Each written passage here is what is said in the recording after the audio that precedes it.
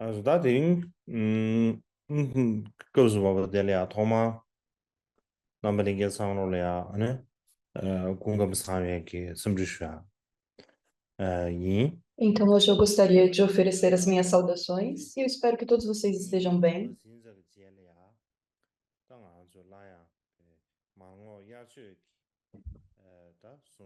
E agora, faz, na verdade, quase 2 anos desde os últimos ensinamentos Marmon, e hoje nós podemos retornar com os ensinamentos de verão, Marmon, cujo principal tópico é as origens do mantra secreto, as origens do Vajrayana.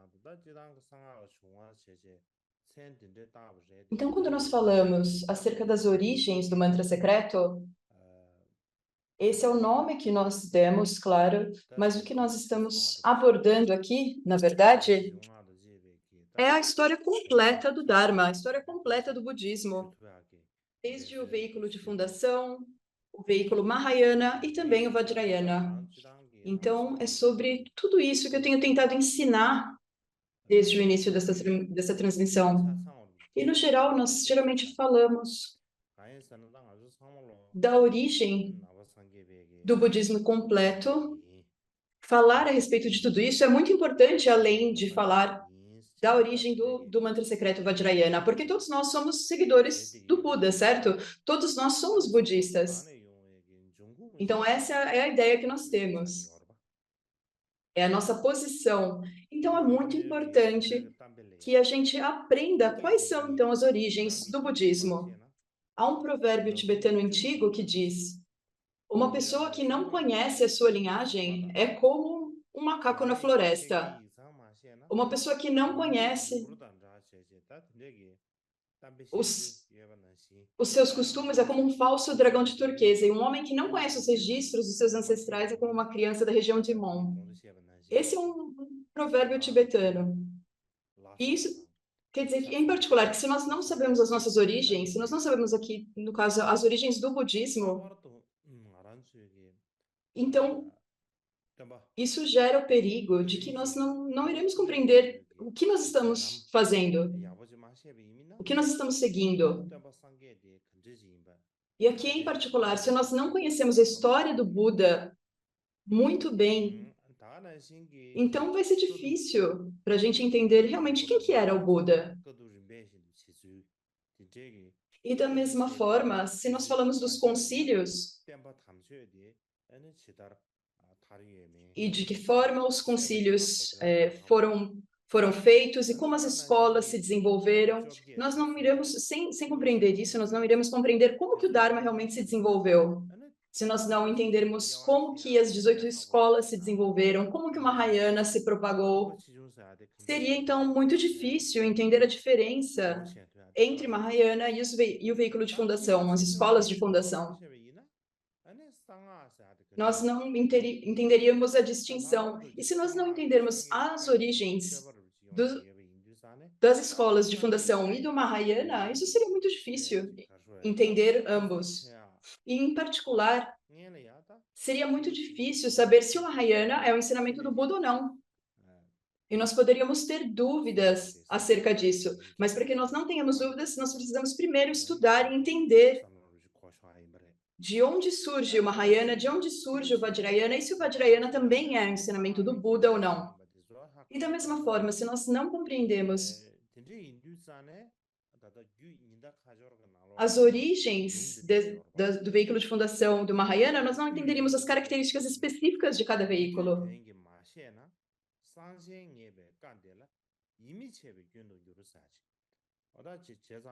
E no Tantra Guhya Samadhya é dito que se a história do Dharma não for explicada em detalhes, há o risco de não acreditar que esse grande ensinamento, o Vajrayana, não acreditar na eficácia desse grande ensinamento. Então, para isso, nós precisamos entender a história, nós precisamos estudar e entender a história. E se nós não estudarmos isso em detalhe, nós podemos cair em dúvidas e até mesmo não acreditar nos ensinamentos do mantra secreto, não acreditar no Vajrayana. Então, para que nós não entremos neste erro, é preciso realmente estudar a história e todas as particularidades. E como todas as coisas internas e externas, isso vem para nós através de informações. E nesse momento, nós precisamos saber quais são as informações, as explicações tradicionais, qual é a história tradicional. Nós precisamos da história tradicional, das explicações tradicionais.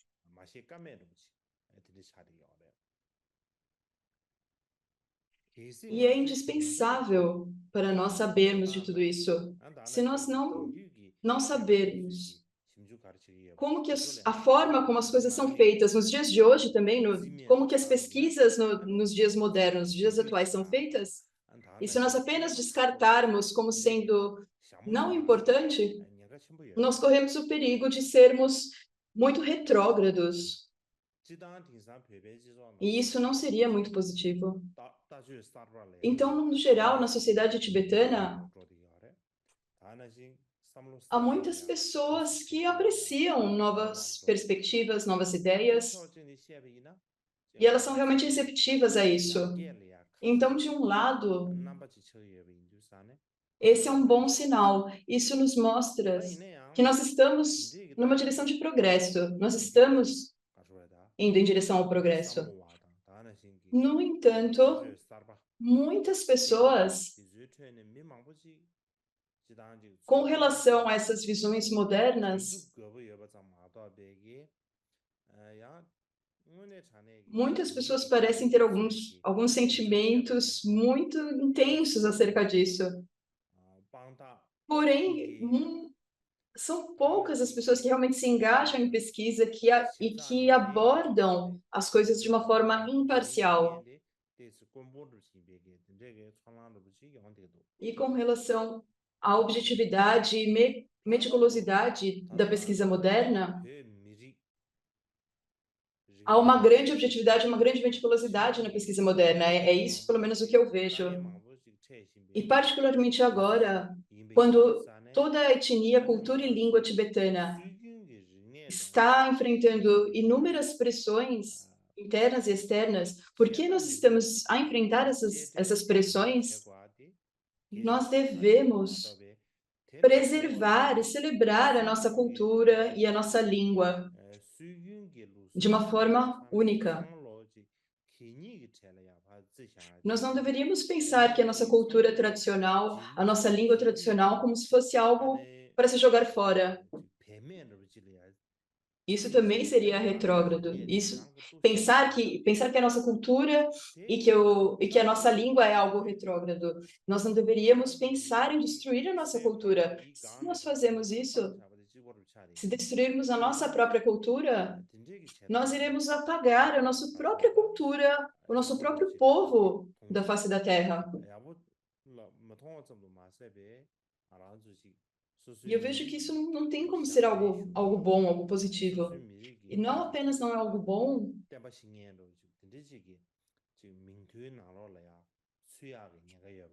nós também podemos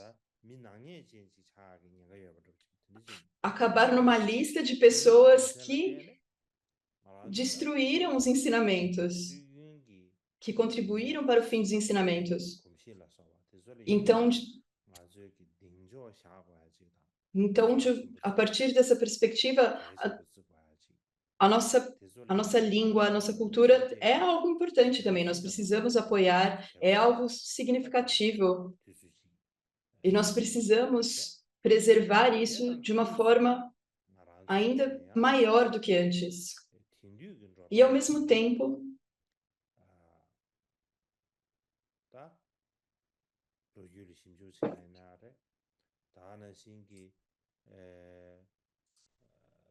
nós precisamos seguir os métodos modernos também. Se nós estamos estudando história ou estamos estudando os textos filosóficos, é como uma nova ferramenta, é como uma nova forma de aprender. Então, é muito importante que nós também prestemos atenção nesses métodos. Eu creio que isso é realmente importante.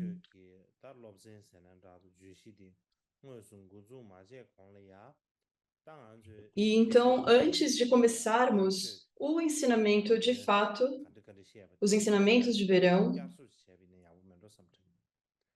eu creio que nós precisamos rever o que nós vimos nos ensinamentos do mantra secreto nos outros 2 anos. Quando nós começamos em 2021, durante esses ensinamentos em 2021, nós abordamos, primeiramente, a história da filosofia indiana e o que isso incluía. Então, nós falamos sobre os Vedas, sobre a situação do período védico, nós falamos das religiões, nós falamos das tradições ortodoxas e não ortodoxas, e nós falamos então do nascimento do Buda, da vida do Buda e do parinirvana do Buda. Nós falamos então sobre as atividades do Buda. E no segundo ano dos ensinamentos de verão, no ano de 2022,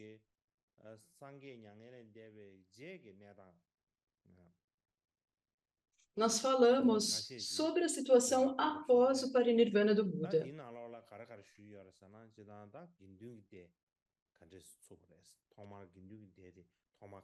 Então, nós falamos sobre o estabelecimento da Sangha, como a Sangha original se formou, como o mestre de disciplina se desenvolveu, como os monastérios se desenvolveram, como se desenvolveram as regras monásticas, como essas regras foram formadas, determinadas, e como elas se originaram. Então, eu dei uma introdução breve a todos esses tópicos. Então, nós também falamos sobre como, após o parinirvana do Buda, houve o primeiro concílio. Então, nós falamos do primeiro concílio e o que isso incluiu. Isso incluiu a reunião dos 500 arhats para o primeiro concílio. E nós falamos um pouco da história, ou dos problemas, ou dificuldades, nós poderíamos dizer, esses incidentes que ocorreram na Sangha. Eu acredito que quando nós falamos sobre isso, muitas pessoas estavam presentes e elas realmente gostaram dessa parte dos ensinamentos. Ao menos é isso que eu ouvi. E isso, então, esses foram os tópicos que nós cobrimos nos primeiros 2 anos dos ensinamentos de verão. Então, eu pensei que seria bom apenas dar um breve resumo de todos eles. No ano passado, nós não tivemos os ensinamentos de verão. Então, por essa razão,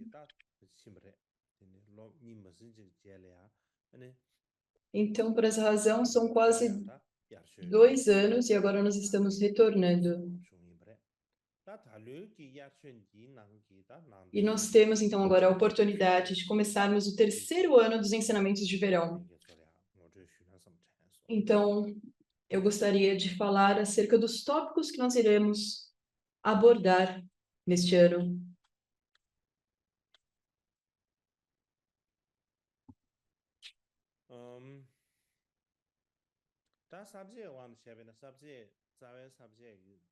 Então, em termos de tópicos, há 3 tópicos principais. Então, o primeiro é o budismo inicial. E no budismo inicial há 7 tópicos diferentes. O primeiro é a formação da Sangha, disciplina do Vinaya e o surgimento dos monastérios.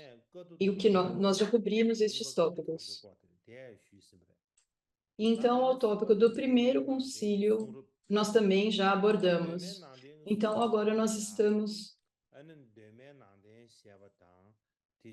Então, no primeiro concílio, juntamente, nós falamos das primeiras escrituras do budismo inicial e o desenvolvimento dos sutras e do Vinaya.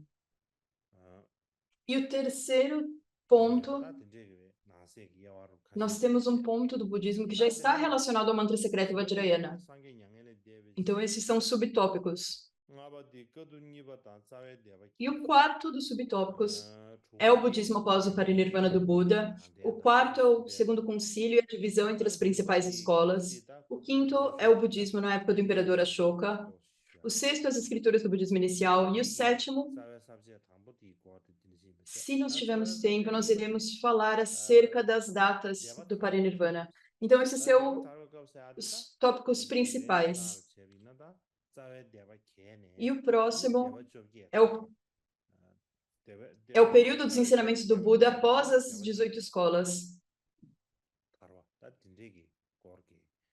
Então, o primeiro é como ocorreu a primeira divisão na Sangha.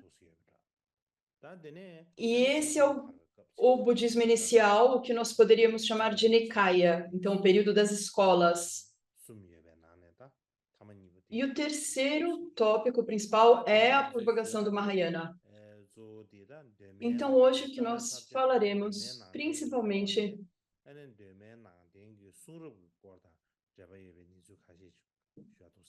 é o primeiro tópico principal, o budismo inicial. Nós falaremos principalmente acerca do budismo inicial e do desenvolvimento das escrituras budistas. Então, primeiramente, quando nós falamos de budismo inicial, é um termo que eu estou usando agora, budismo inicial. E quando nós falamos de budismo inicial, e então a respeito disso, há uma certa discussão a respeito das datas. E eu gostaria de falar um pouco sobre isso.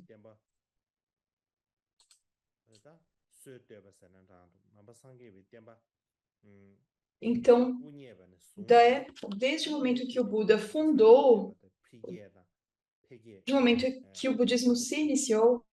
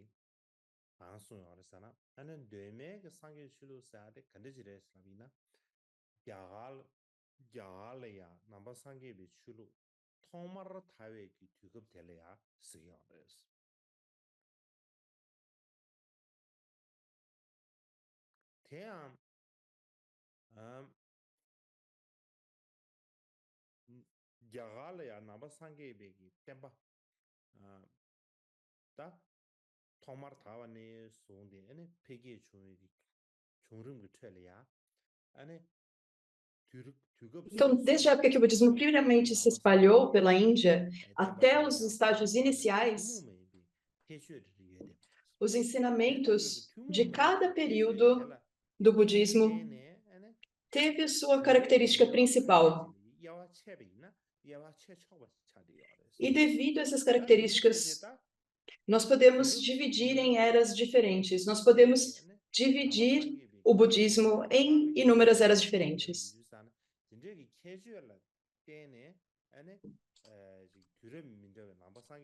E por isso, o budismo,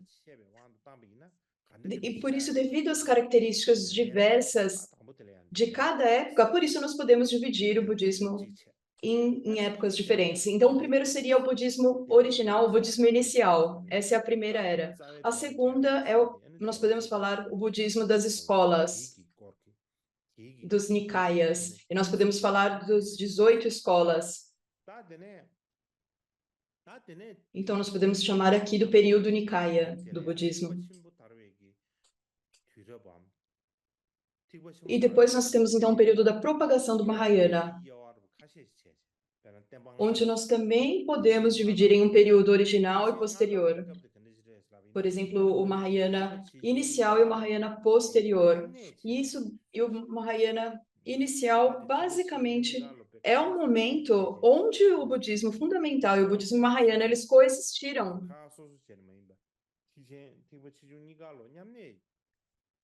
E nessa época, o veículo de fundação e o Mahayana, eles não ainda haviam se separado completamente. Então, houve um período onde eles coexistiram. E quando nós falamos de Mahayana posterior, a razão pela qual nós chamamos de Mahayana posterior é porque em um determinado momento havia muitas escolas Mahayanas distintas.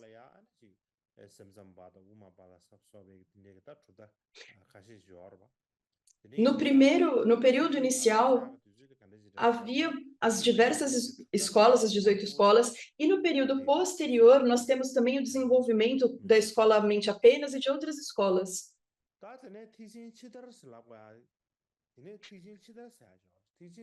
Então, esse, na verdade, é o Mahayana intermediário. E então, nós temos o Mahayana posterior, onde nós temos o mantra secreto Vajrayana, quando nós temos a propagação do mantra secreto Vajrayana. Esse, então, é o período do Mahayana posterior. Então, nós temos o Mahayana inicial, o Mahayana intermediário e o período do Mahayana posterior. Nós temos esses 3 períodos. Então, quando nós pensamos na propagação dos ensinamentos budistas, nós temos todas essas eras diferentes. E os ensinamentos do Buda, ele tem características particulares e nós tomamos essas características para fazermos distinções nas diferentes épocas. E isso, então, é o que esse erudito japonês diz, esse acadêmico, Kogen.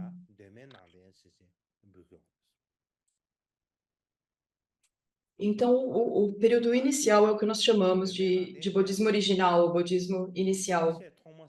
E nós devemos compreender essa época como o período mais antigo da tradição budista. E isso deveria ser compreendido como o período de fundação do budismo, ou desde o momento quando o próprio Buda Shakyamuni começou a ensinar o Dharma. Isso foi a partir do momento que ele começou a atividade de ensinar o Dharma aos outros, até o momento, até 200 anos após o parinirvana do Buda. E de forma alternativa, nós podemos falar da época que o Buda ensinou o Dharma, quando o Buda estava vivo, e até quando o Buda teve um parinirvana, até esse período inicial da divisão nas escolas. Esse período é o que nós podemos chamar, então, de período inicial.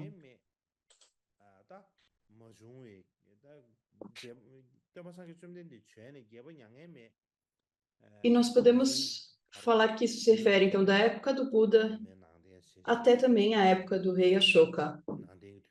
E isso, então, é o que pode ser chamado de budismo inicial ou budismo original. Podemos usar ambas denominações.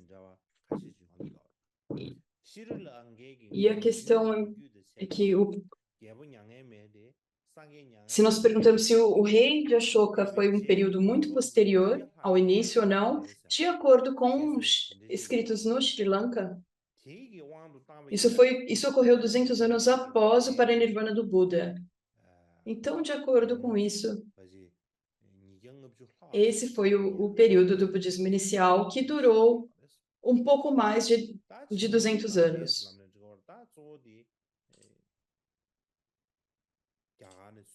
E agora, de acordo com a tradição budista, isso primariamente significa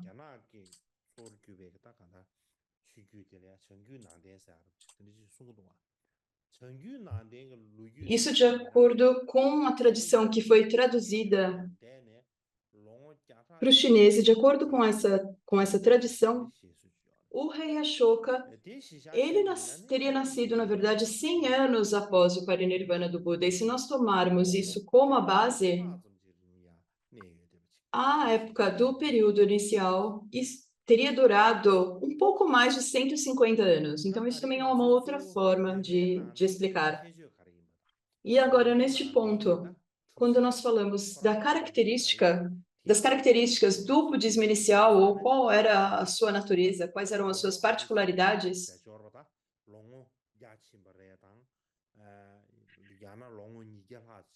nós podemos falar em termos de quanto tempo durou, se durou 200 ou 150 anos, ou se durou 100 anos. Mas, por hora, nós não precisamos falar sobre isso. Posteriormente, se nós tivermos a oportunidade de falar acerca da data do parinirvana do Buda,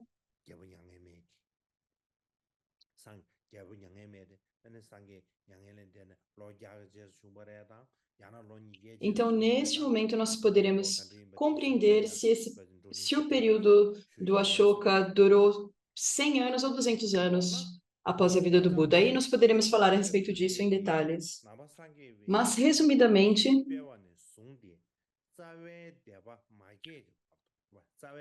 o momento desde quando o Buda começou a propagar os ensinamentos até a divisão das escolas, das primeiras escolas, esse então é o período que nós podemos chamar de budismo original ou budismo inicial. E a razão para isso é que neste período, a forma geral como as coisas eram feitas nesse período, ou os ensinamentos, eles eram basicamente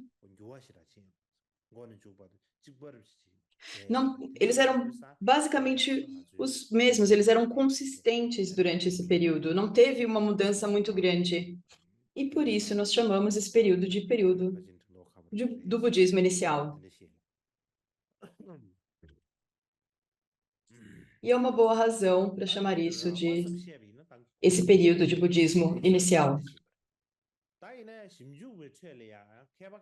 E isso nós estamos falando em termos originais, mas os círculos acadêmicos, eles dividem essa parte em duas partes diferentes. Mesmo o budismo inicial, eles dividem ele em dois períodos. Então, há alguns acadêmicos que fazem essa divisão diferente. Então, esse período inicial, eles dividem em duas partes. Quais são elas? Então, a primeira parte seria o período onde o Buda Shakyamuni e os seus discípulos diretos estavam vivos. Então, este período da vida do Buda, ele seria chamado de budismo original, ou budismo básico, porque esse seria o período onde o Buda estava presente e onde os seus discípulos diretos ainda estavam vivos também. Então, esse seria um primeiro período chamado de budismo fundamental ou budismo básico. E o segundo período era, então, quando o Buda já não estava presente e os seus discípulos diretos também não estavam presentes.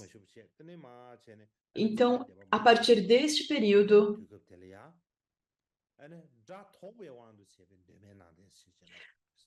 até o desenvolvimento das escolas. E esse, então, era um budismo, ele é chamado algumas vezes de budismo inicial no sentido estrito. Então, no geral, eles dividem o budismo inicial no período onde o Buda ensinou o Dharma diretamente e o período onde o Buda não ensinava mais diretamente, onde não havia mais o Buda nem os discípulos diretos dele. Esse seria, então, o budismo inicial no sentido estrito. Desse momento onde o Buda não estava mais vivo até o momento da divisão das escolas, esse então seria o segundo período inicial no sentido estrito. É dessa forma que alguns acadêmicos, alguns estudiosos nomeiam e dividem o período inicial.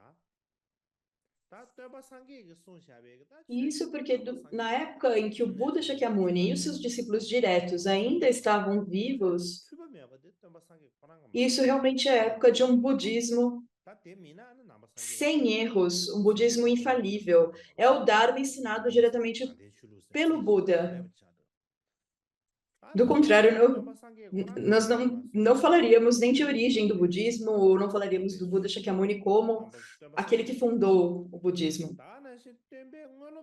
Mas então, é a época de quando o Buda estava vivo. E da mesma forma, os seus discípulos diretos também são aqueles que puderam ensinar os pensamentos do Buda Shakyamuni.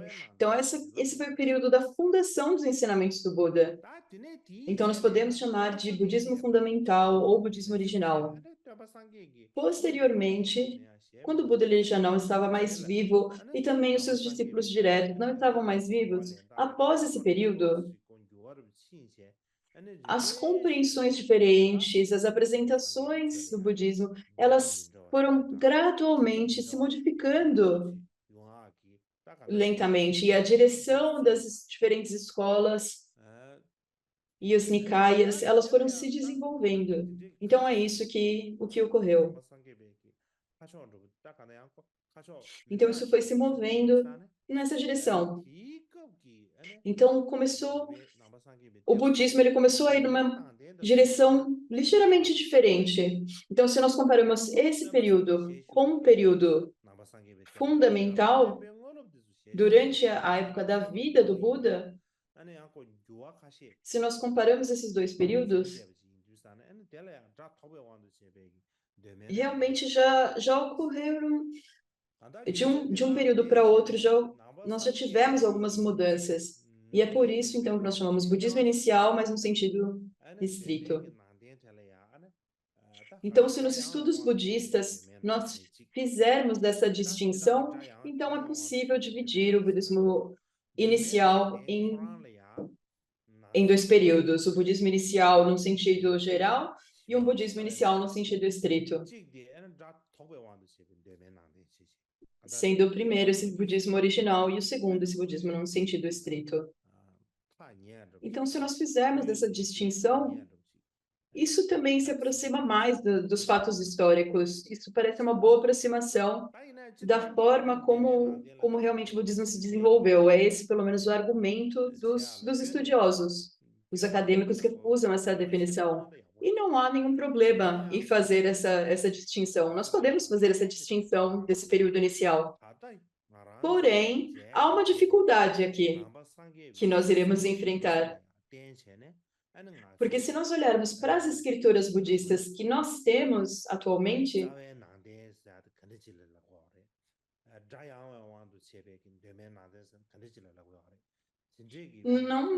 não é possível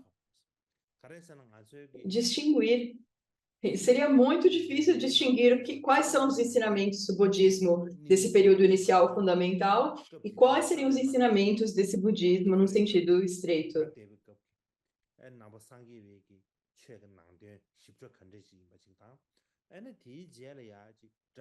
Porque nós não temos nenhuma informação detalhada das escrituras que seriam do período inicial e depois desse período no sentido estrito. Não é possível fazer essa distinção, porque as escrituras budistas, as fontes que nós temos até hoje, se nós tomarmos os textos, se nós pegarmos os textos como fonte, como base, aí seria muito difícil distinguir o que seria esse período original e esse período no sentido estrito. Não seria possível dividir esses dois períodos.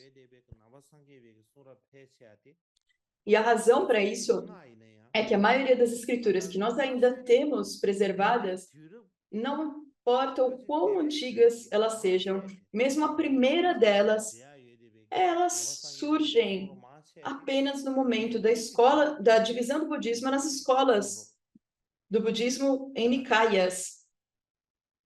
Então, todos esses textos, eles foram escritos somente após esse período das escolas. Então, seria esse período do budismo das Nikayas.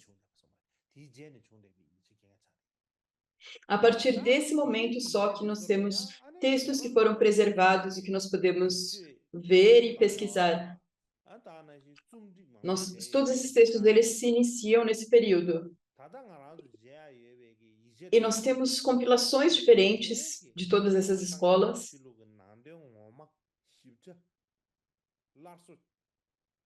Então é difícil dizer e reconstruir exatamente quais eram os ensinamentos específicos desse budismo original.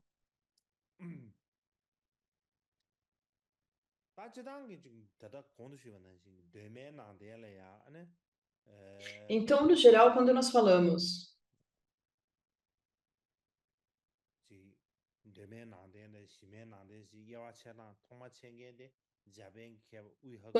de budismo inicial, original, budismo fundamental, isso provavelmente foi descrito primeiramente pelo estudioso japonês Hakuju Ui. E isso foi abordado no livro Os Estudos da Filosofia Indiana, que foi publicado em 1926.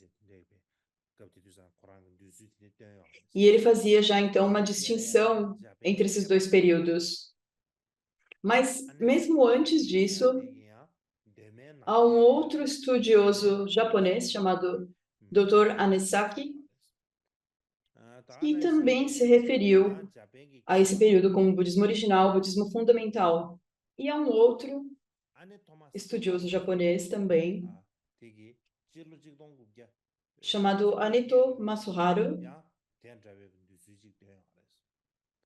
e ele também usou uma terminologia semelhante em 1908. Mas a maioria dos outros estudiosos, ele simplesmente chamou essa época de budismo original, um veículo de fundação do budismo. A maioria não faz uma distinção entre os dois períodos. Eles apenas usam o termo geral, budismo original. Eles não fazem essa distinção entre dois períodos.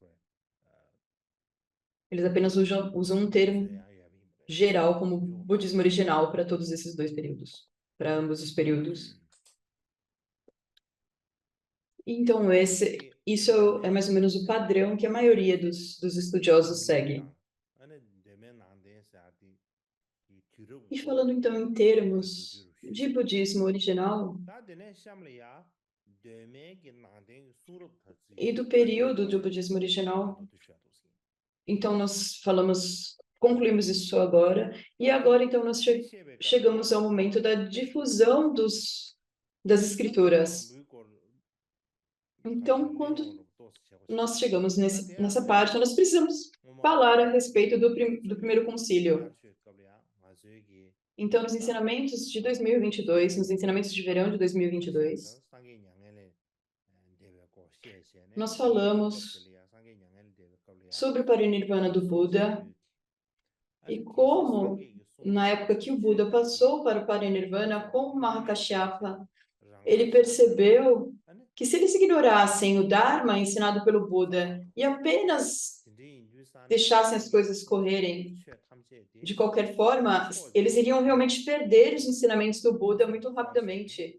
E por isso ele pensou em reunir todo o Dharma do Buda em uma única coleção de textos.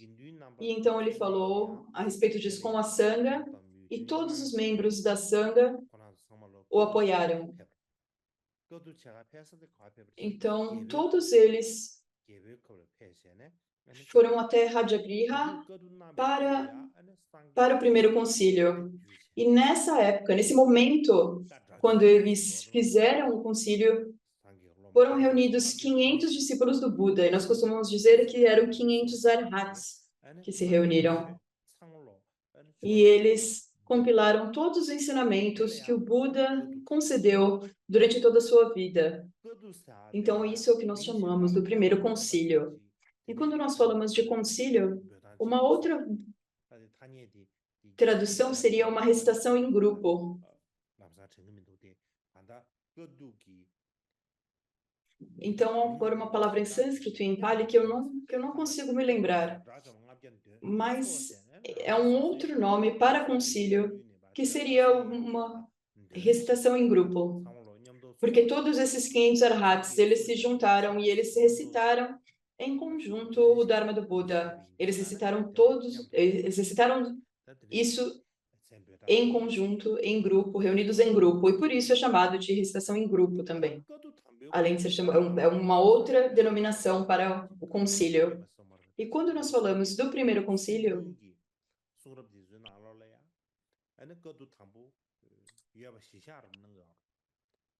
as escrituras originais,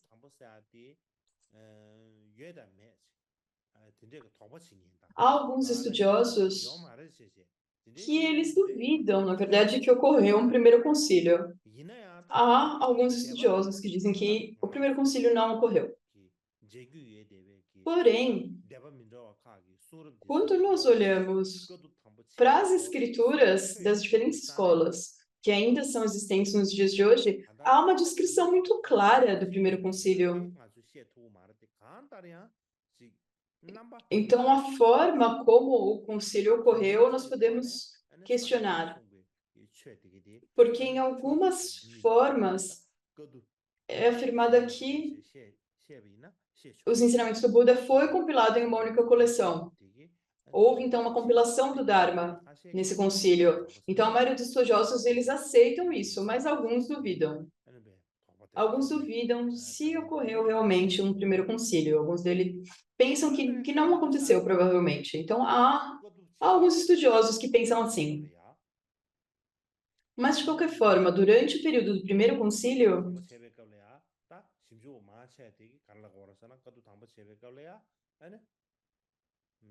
a maioria dos pesquisadores, eles dizem que durante o primeiro concílio, nós temos os 3 pitakas, os 3 cestos de ensinamentos. O cesto dos Vinaya, o cesto dos Sutras e o cesto do Abhidharma. E muitos pesquisadores, eles dizem que o Abhidharma Pitaka, ele não foi compilado nessa época.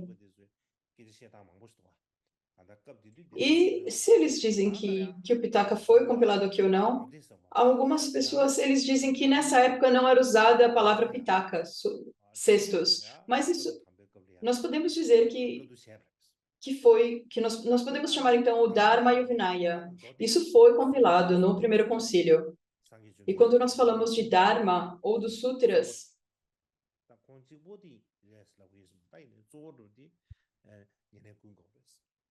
e quem compilou isso, quem compilou ou recitou primariamente foi o discípulo direto de Buda, o Ananda, que era a pessoa que... E quem recitou ou compilou o Vinaya foi o Pali, que era o discípulo do Buda, que tinha maior conhecimento disso. E depois, então, dessa recitação dos sutras e do Vinaya, então, posteriormente, isso se tornou o Sutta Pitaka e o Vinaya Pitaka. Então, essa foi a base para o Sutta Pitaka e o Vinaya Pitaka. Foi a recitação feita por Ananda, que se tornou o Sutta Pitaka, e por Upali, que se tornou o Vinaya Pitaka. E o Abhidharma Pitaka, ele foi compilado posteriormente, foi num tempo muito posterior a esses 2 primeiros. E na época do Vinaya, que foi recitado por Upali, e dos Sutras por Ananda, quando eles fizeram essa recitação, todos eles tiveram que lembrar, que memorizar tudo.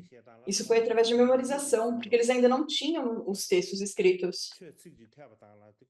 E a explicação é que eles tinham uma memória fotográfica.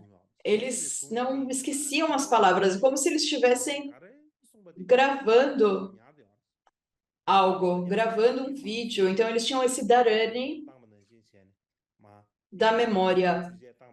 E então eles gravaram tudo que o Buda disse. E quando eles recitaram, era como se eles apenas estivessem colocando um play num vídeo. E então isso foi preservado, porque isso deveria ser preservado. E eles tinham o poder da memória perfeita, o Ananda e o Pali, mas outras pessoas elas tinham uma capacidade diferente. Então, no intuito de preservar esses ensinamentos, os ensinamentos mais importantes, eles foram compilados em sutras. E sutras, o sutra, significa como uma compilação, como um fio, e significa um texto muito conciso. E os sutras, nos dias de hoje, claro, eles não são necessariamente curtos, mas nesse primeiro concílio eles tinham palavras muito concisas, cobrindo os pontos principais. Era como um resumo dos ensinamentos.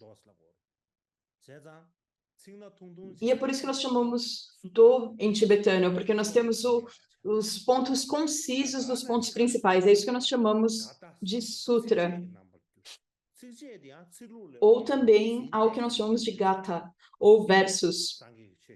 E porque os versos eles são mais fáceis de memorizar do que prosa, então muitos ensinamentos importantes eles foram transcritos como versos para que as pessoas pudessem memorizar. Porque no primeiro momento nós não havia escrita, então foi preciso fazer um método fácil de memorização.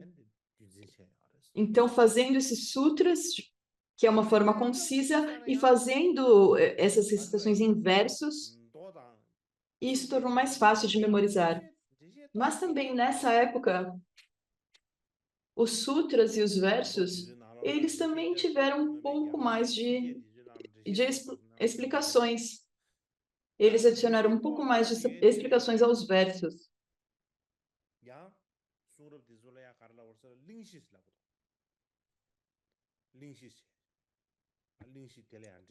Então, as explicações, chamadas de nidanas,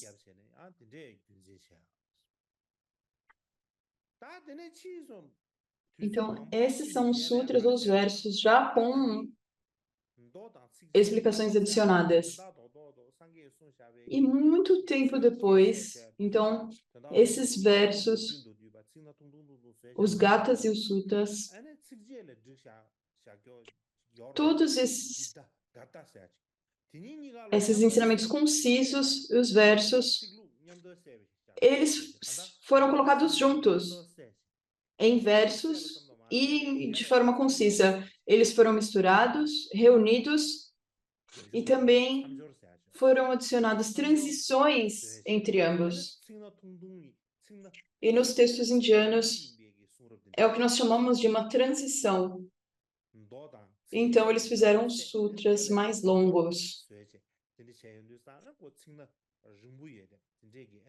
Então eles colocaram os versos e os sutras juntos, os gathas e os sutras, e colocaram então uma explicação, transição entre um e outro. E isso então é o que nós chamamos de exposições do Dharma, ou pariyaya. E depois então nós temos muitos sutras onde há verso, há prosa, e a maioria dos sutras é muito longo.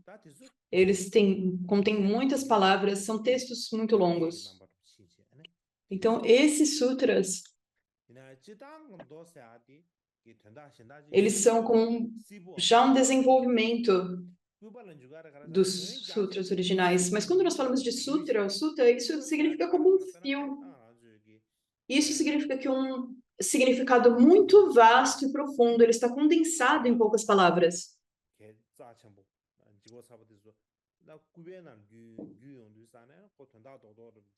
Então, se nós tivermos como turquesa ou coral e nós queremos juntar eles juntos, o que nós usamos para juntar isso é um fio, é um sutra.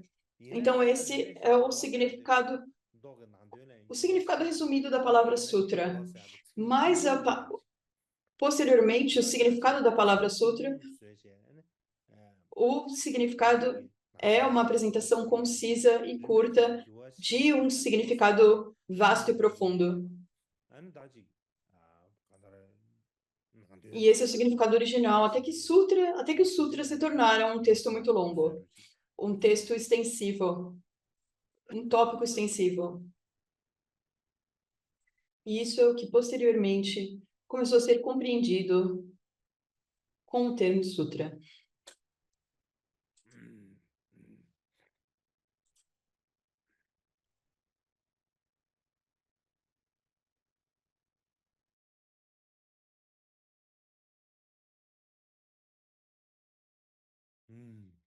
Tá para dizer tá né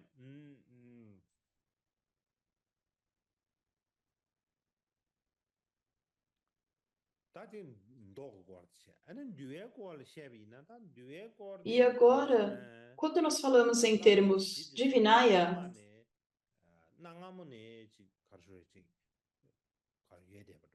os preceitos, eles estavam presentes desde o início. Quando nós falamos de sutras, nós podemos falar do Pratimoksha Sutra, dos Sutras Pratimoksha. E também nós temos as explicações do Pratimoksha, que são os Vibhangas. E esses são os comentários do Pratimoksha, as explicações dos preceitos. Isso nós podemos afirmar que ele surgiu desde os tempos iniciais. E quando a Sangha se formou na vida do Buda, como havia uma comunidade na época do Buda, uma Sangha na época do Buda, os bhikshus, eles precisavam viver um estilo de vida com uma disciplina adequada. Era importante compreender as palavras e o Vinaya.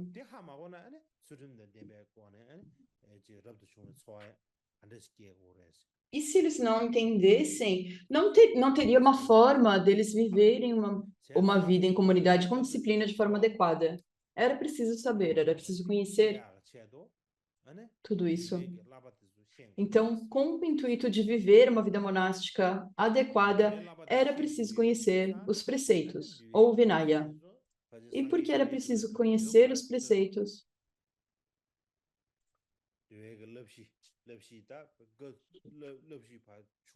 Foi por isso que os preceitos do Vinaya eles precisaram ser escritos ou compilados. E é por isso que na época do Buda provavelmente já teve uma compilação. Então, os votos Pratimoksha, eles provavelmente foram compilados ainda na época da vida do Buda. Eu creio que é isso que a maioria dos pesquisadores afirmam também. E, em particular, quando a Sangha, elas estavam performando os procedimentos ou moções, esses procedimentos específicos,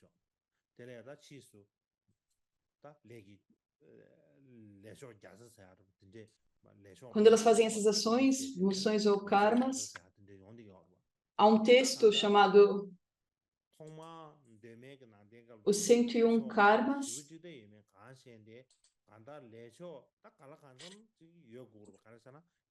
Então, desde o início, já havia muitas formas diferentes, muitas ações diferentes, porque a Sangha ela precisava se reunir e precisava fazer as coisas. Então, para fazer as suas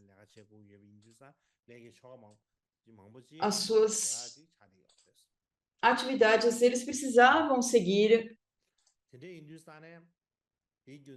procedimentos que precisaram ser estabelecidos desde o início.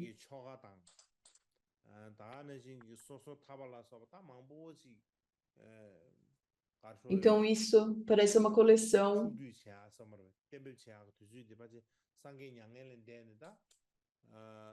de Pratimoksha que surgiu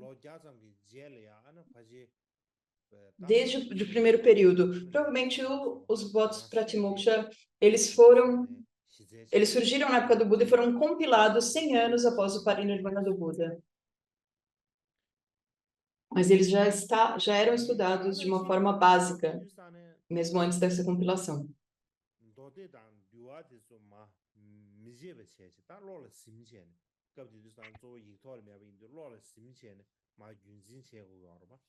E da mesma forma, nessa época, era muito importante preservar.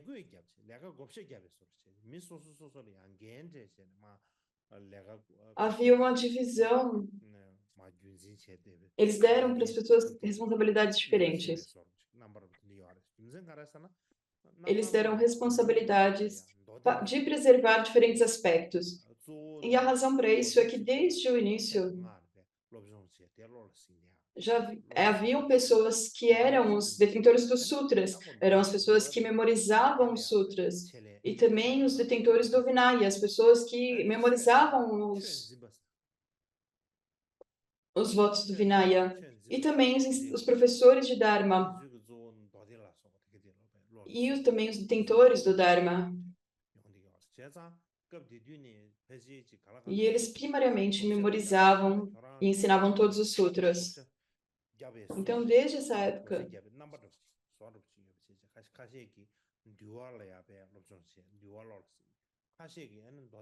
já havia essa divisão. Alguns memorizavam e estudavam sutras, alguns memorizavam e estudavam o Vinaya, porque seria muito difícil para uma pessoa só memorizar e estudar tudo isso. Então, eles faziam essa divisão em diferentes pessoas. Então, dessa forma, eles conseguiram preservar os sutras e o Vinaya.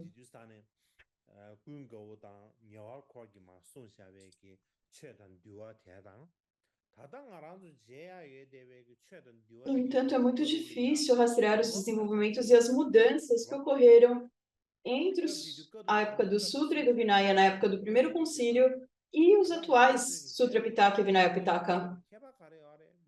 Nós temos o Vinaya que foi compilado no primeiro concílio, o Sutra e o Vinaya, e depois o Sutra e o Vinaya que nós temos hoje. Quais foram as mudanças que ocorreram? Isso é muito difícil de dizer, porque na época do primeiro concílio, se eles tivessem registrado isso de forma escrita, e isso nós poderíamos ver, então, qual seria a diferença? Qual a mudança que ocorreu? Seria possível recuperar isso. Mas, naquela época, não foi escrito. Na época do primeiro concílio, nada foi escrito. E por que não foi escrito? É muito difícil dizer quais foram as diferenças ou mudanças que ocorreram nos sutras e no Vinaya na época do primeiro concílio e quais são essas diferenças nos sutras e no Vinaya que nós temos hoje. Mas, de qualquer forma, está claro que durante o período do primeiro concílio, Ananda e o Pali, eles citaram o Sutra e o Vinaya, que se desenvolveu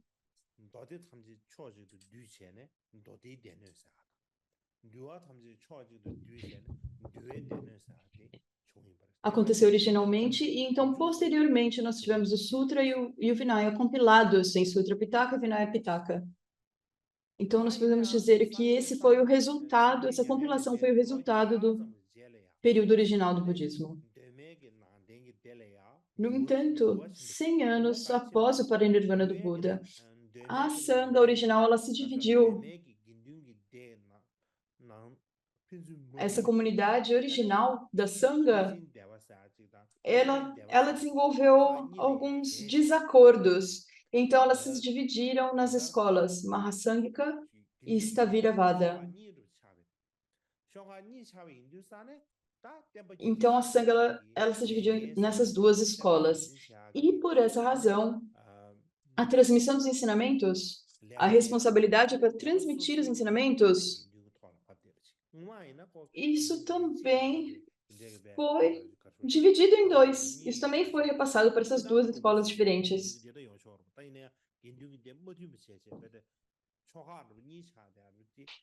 E é claro, havia comunidades diferentes em diferentes regiões, em todos os momentos, mas não havia um desentendimento acerca dos ensinamentos, mas depois realmente houve essa divisão em dois lados.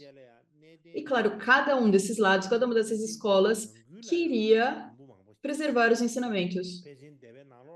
E essas duas escolas, Mahasangika Estaviravada, por exemplo, na Mahasangika, dentro da Mahasangika e da Estaviravada, nós temos diversas subdivisões, e no final nós acabamos com 18 escolas. E cada uma das 18 escolas, elas acabam se dividindo um pouco acerca da base filosófica, da base de pensamento.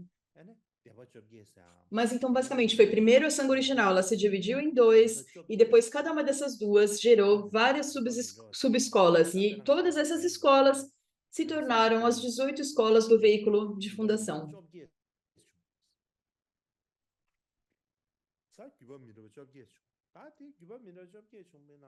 Então, essa divisão não é como o que nós falamos de Sakya Gelupa Kadya Nyingma. Cada uma dessas 18 escolas, elas tinham a transmissão do Sutra e do Vinaya, desses dois Pitakas. Então, cada uma delas, elas tomaram o Sutra Pitaka, o Vinaya Pitaka, e falavam, esses são os nossos sutras, esse aqui é o nosso Vinaya. E então, cada uma das escolas, eles provavelmente adicionaram um pouco, eles acrescentaram um pouco.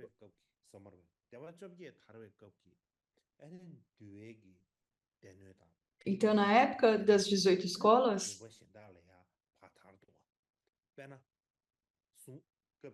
quando eles se propagaram, então, para outros países, por exemplo,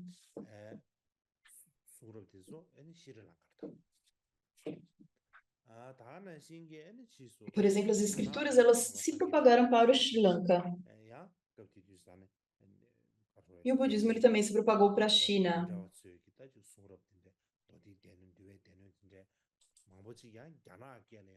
Então, nesse período dessas escolas, muitos foram traduzidos para o chinês.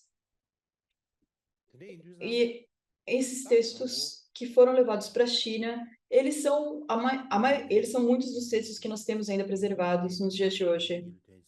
Então, primeiramente, nós tínhamos a Sangha original, que se dividiu em dois grupos de escolas, que se desenvolveu, então, cada uma com subdivisões em 18 escolas, e a partir dessas divisões internas, cada escola tinha o seu próprio Sutra Pitaka, o seu próprio Vinaya Pitaka. E então, esses Sutra Pitakas, Vinaya Pitaka, eles se propagaram, então, para o Sri Lanka e para a China. E esse é um período muito longo de tempo. Esse processo aconteceu em um período muito longo. E por que isso levou tanto tempo para ocorrer?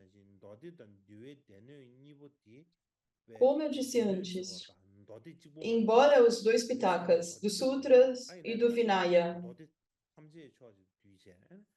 quando nós temos as compilações dos ensinamentos, certo? Os Pitakas dos Sutras são uma compilação de todos os Sutras. O Vinaya Pitaka é a compilação do Vinaya. Mesmo que eles tenham sido compilados no final do período do budismo inicial, o Vinaya Pitaka e o Sutra Pitaka, não é possível saber qual que era a forma original desses Pitakas nessa época do budismo original. Porque